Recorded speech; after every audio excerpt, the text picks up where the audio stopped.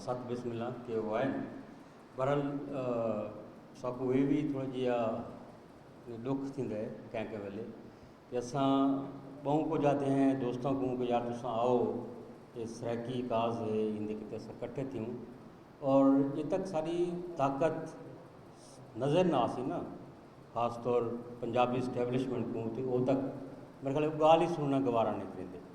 लेकिन बाल ये है कि सारी कोशिश है और सारे जड़े जितने थे दोस्त बैठे हैं उस्ताद बैठे हैं वो गाल मुहाड़ को टोरी रखते हैं अगा और कहीं ना कहीं मौके दे मुल्तान दे इकट्ठे थी ये उन्होंने बहुत वड्डी मेहरबानी है कि वो आके सराकी काज को चैंदन और को मैं था कि बहुत वड्डी एक मुल्तानिया कितने खुशकिस्मती है कि वो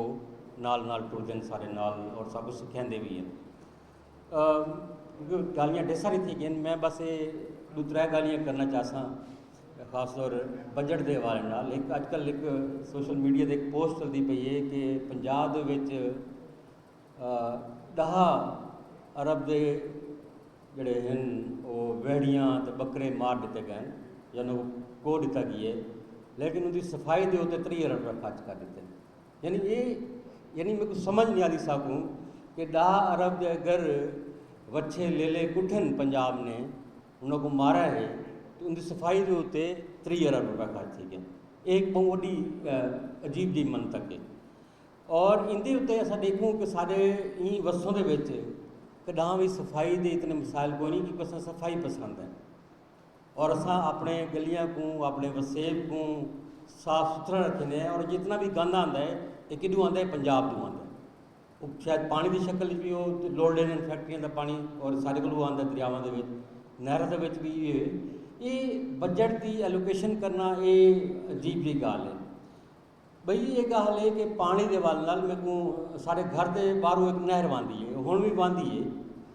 पहले वो नहर के छोटी जी नहर के पूरा 9 महीने पानी बहता है लेकिन हुण वो घटते 3 महीने बहता है और पिछले दियाँ 15-20 दिन पहले नहर वोड़ी है हुण 12 दिन बाद बंद थी गई लेकिन असा जो करने साहिवाल को गंद सफर उत्थे सारिया नहर बहदियाँ पे